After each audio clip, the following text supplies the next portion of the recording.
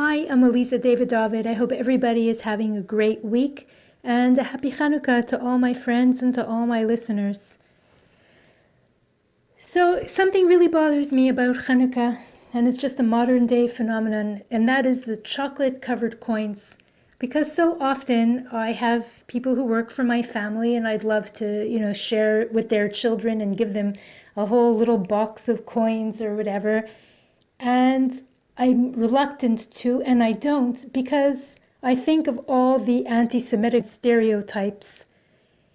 And I think, oh, they're going to go home and say, oh, this is what Jews eat. They're so rich they even eat money. And of course, the whole symbolic value of the chocolate-covered coins which we eat on Chanukah has nothing to do with an accumulation of wealth. It actually has a spiritual element to it and really a spiritual priority to it, and that is that the money, which on the outside is the gold foil but on the inside is the chocolate, is that money that we acquire in our life is not about accumulation of wealth, but what's sweet about money is what we give away. Tzedakah, giving charity to help people, to build Torah institutions, to help people who need help. That's the sweetness of money. So I think that if I would have to be the PR campaign manager to make Jews look better than people think because we're a beautiful people with beautiful values and a beautiful ideology, how can it be bad? It was given to us by God Himself. But I think the chocolate-covered coins, I would do away with them, or I would give a whole explanation about why we have them. But those chocolate-covered coins are really reflecting things that are going on in this week's parasha, which is what's on the outside really doesn't tell you anything about what's on the inside. We read in the beginning of the parasha that Yakov comes back to the place of his fathers, the land of his father, and he's ready to finally relax. He had a hard life. He had to run away from home because his brother wanted to kill him. He lived with a man who tried to rip him off day and night. He had a wife who he loved with all his heart who died on his journey back home. Life was not easy for Yakov. And he's finally back in Hebron in Canaan. He wants an easy life. He wants to relax finally. What happens to him? His beloved son, Joseph.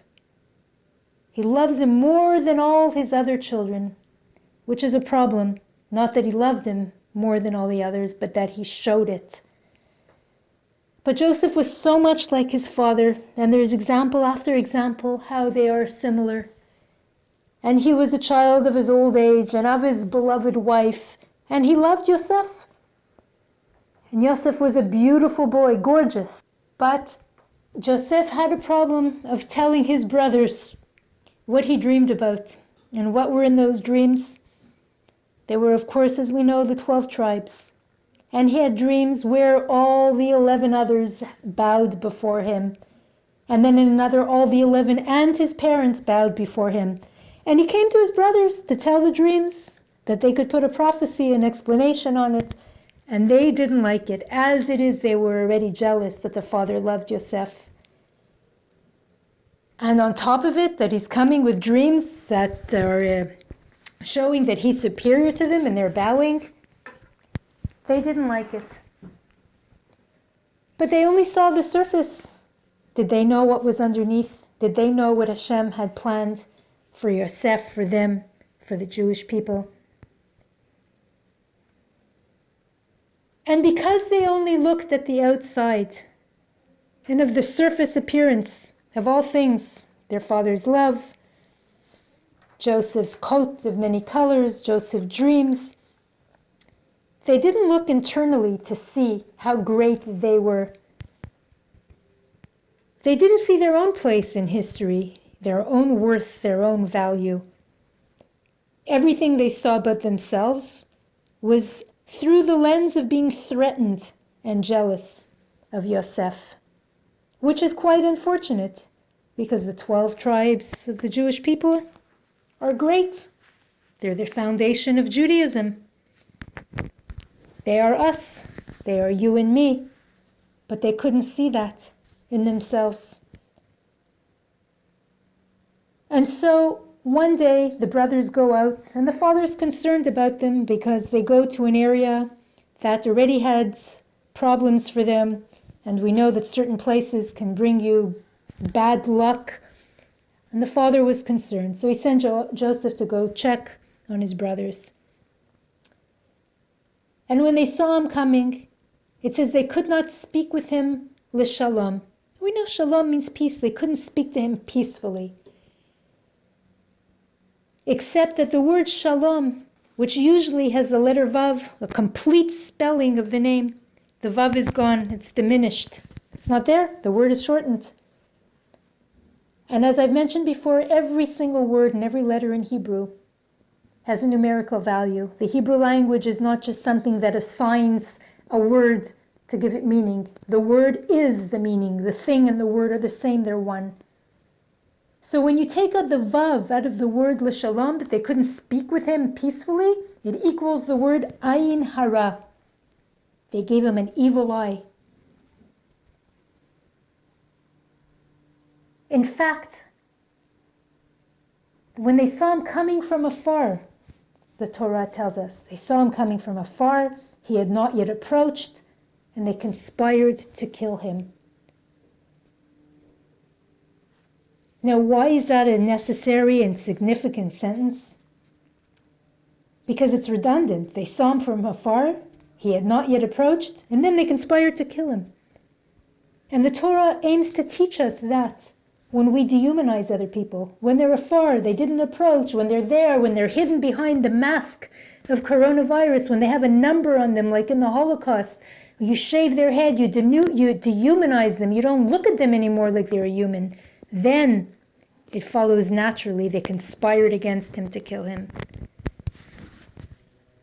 How many of us are so angry at people in our lives that are close to us? And it's easy when we have a beer, a glass of wine. We don't even need that instigation. Just when we're alone and far from them, we could say, they're the problem for everything in my life. If it wasn't for them, I would be here, I would be there, I would be that, I'd be the other thing. It's all them. Far. They're far away, you can blame them. You could wish them bad, you can hate them.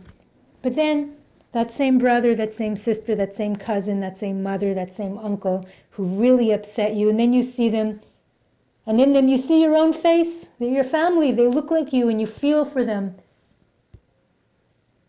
And you have compassion for them again, and humanity inside of you reawakens. When people are far, you can turn your head from them. I don't want to see, I don't want to know, I don't care, it's their problem. That's not the attitude of a Jew. And that's why the Torah tells us, one of the commandments is, don't hate your brother in your heart. Because whether you see them, you don't see them. You're near, you're far. Do not make hate in your heart for your brother. It's forbidden. It's not a suggestion. It's a commandment. Because sometimes all we see is the foil. We don't see what's underneath. Sometimes the foil looks like real money. And we become so jealous of another that it kills us and it pains us to look at them because they have more than me. But do we know what's in the inside? Do we know if it's chocolate? Because we know one thing, all that glitters is not gold.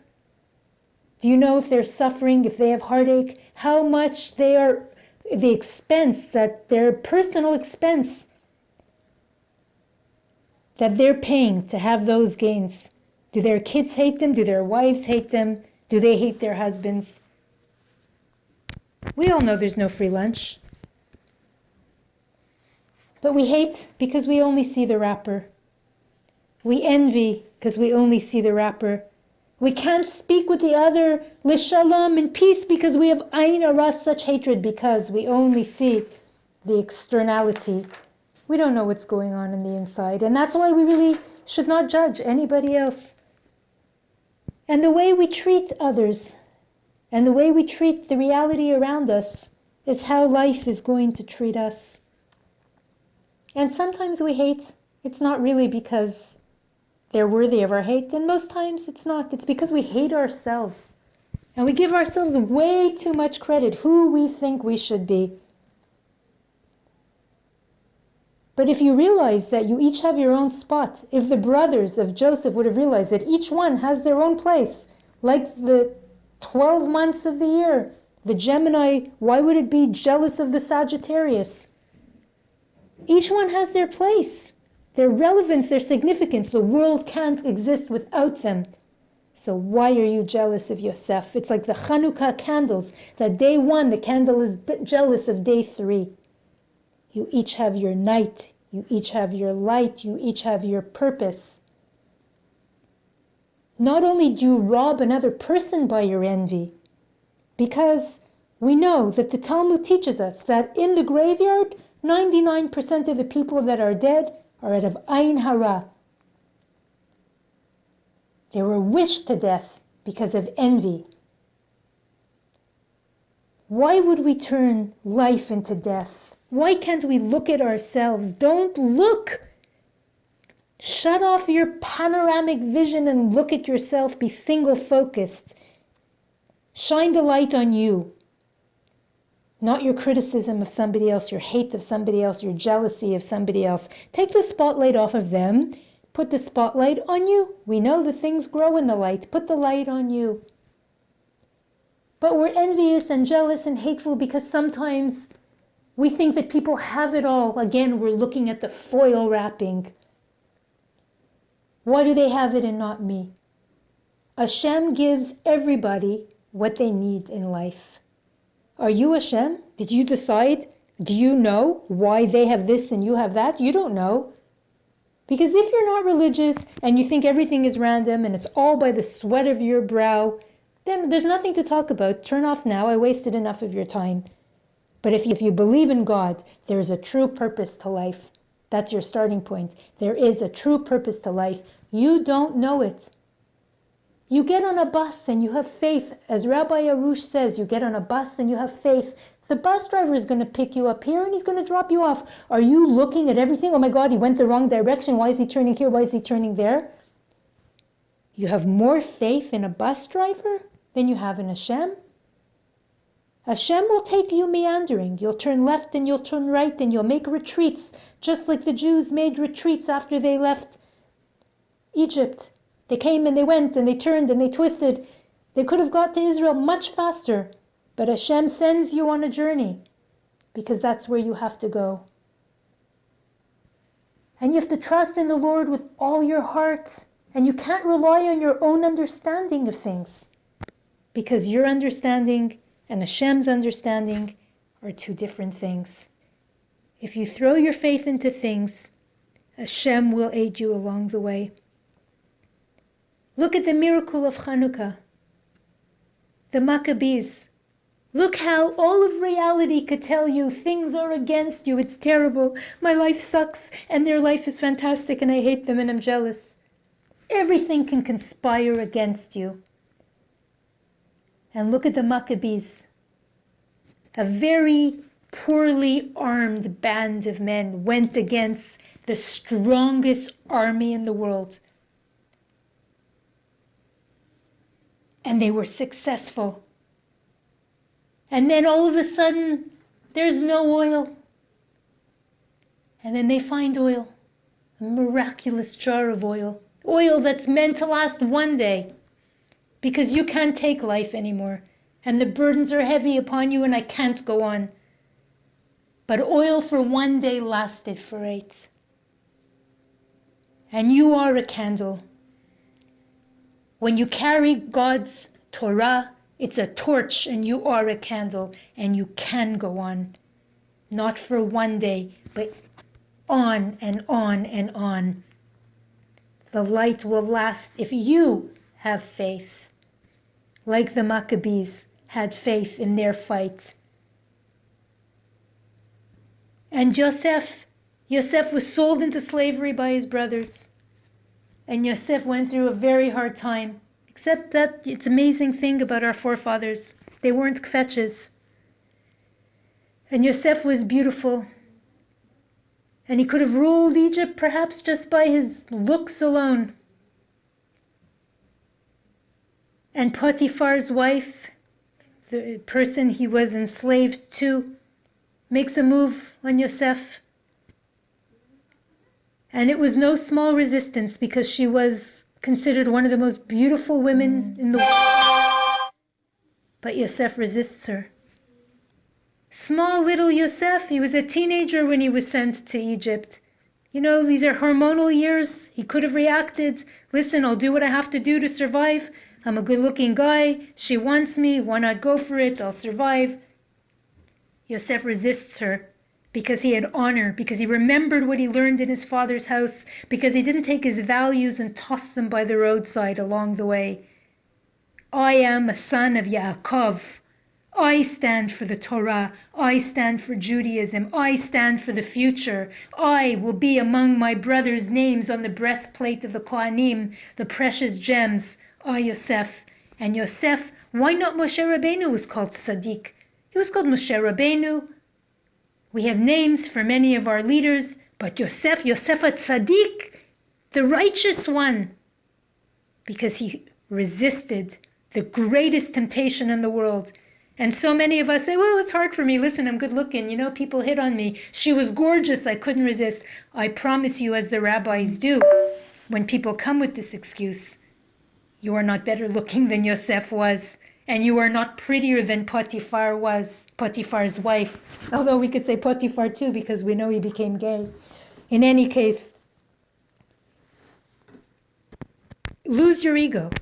Because when it comes to the competition of what they were and who you are, you lose, I lose. But Yosef walked away as a tzaddik.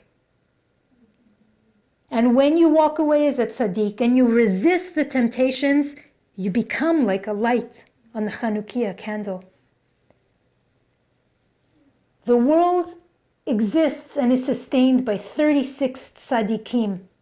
At all times, in every generation, there are 36 tzaddikim. Without them, the world would collapse, because we need a certain amount of righteousness and goodness to uphold God's world. How many candles do we light throughout the entire Chanukah? We don't include the shamash, the candles themselves. 36 candles we light. Because the lights of the menorah represent the tzaddikim, the lights of the menorah represent the first light that before God created the sun. There was a special light, the first light, that lasted for 3 days. And then Hashem hid it away for the future, for the tzaddikim. But when we behave, when we fight, we are like burning calories with our mitzvot in a way. We're like a burning fire, a flame. Have you not noticed the face of religious people? I've been in the news business. I've seen the most beautiful people in the world being interviewed some of them myself. I have never been able to compare the biggest beauty in the world to a religious woman who goes to the mikvah and who keeps the Torah mitzvot. When you see these women, they're beautiful. They glow with the glow of Hashem, but they glow with the glow of mitzvot, and that's why the word in Hebrew for or, light, is phonetically related to the word or, which is spelled with an ayin differently, skin. The glow of you, the light of you, is on your face, just as Moshe glowed, so much so that they had to cover his face because his light was too big, was too great. All these troubles we have in life, you see, I'm comparing the foil with the light inside. Do you want to be just like a foil? Do you want to be a fake little light, a holiday light, flashing bling bling? Or do you want to be a true, vibrant light, not a phony light? A true light, because when you really are the light, when you're living in purpose, you can't be jealous of anybody else. Each tribe had its place on the breastplate of the Kohanim, and each one would light up at a certain time. Each of us has our own light. We have to learn from Yosef's brothers. That jealousy plagues us till today. The Jewish people suffer till today because of the hatred of Yosef's brothers, had for him and selling him into slavery and us going down to Egypt. Everything we do has repercussions on the universe. Their actions in the past had repercussions on the universe that we feel today, but we can elevate the world and we can be the light and we can be the oil. The word Chanukah, the holiday of Chanukah, starts on the 25th of Kislev, a holiday of light, of going against the darkness, just like the Jews fought against Hellenism. They wanted only material beauty, beauty of the body, beauty of the physical. We had a whole other idea what life is about, and that idea came from Hashem, and that's beauty of the spirit. To be a candle of Hashem, the Torah, to illuminate the world with Torah. Chanukah falls on the 25th of Kislev. When we read the book of Breshit, the 25th word is the word or, light. It is all about the light. But you can't steal somebody else's light, because their light is not the same as your light. Each one of us has our place in this world. When we peel open those fake coins, what will we find inside when it comes to you? Will you be a sweet chocolate? Will you be somebody who gives tzedakah? Will you be somebody who knows that when Hashem tells you in the Torah that 10% of your income has to go to tzedakah, that you give it because you have faith? That's the way of making your money glow, of making your money light. Hashem promises us when we give tzedakah, He will give it back to us. When you keep 10% of your income and don't give it to tzedakah, you're stealing from Hashem. Now maybe all of us can find a way to justify how to steal from the bank, from the government, from this, from that. Maybe. I try to do my best not to do any of those things. I hope you do too, but stealing from Hashem? Wow. You gotta be brave. I don't think your battle will last too long. So, I'm going to end it here because Chanukah only lasts 8 days. I don't want this shiur to last 10. But just know that when Yosef was thrown into the dungeon, after he rejected the wife of Potiphar, he rejected her and she screamed and he was thrown into a dungeon. And we know one thing for sure, you're not walking away with a suntan from the dungeon, except that in the Torah, the dungeon is called Beit Tzohar. And from it is the word Zahar, radiance, which is light.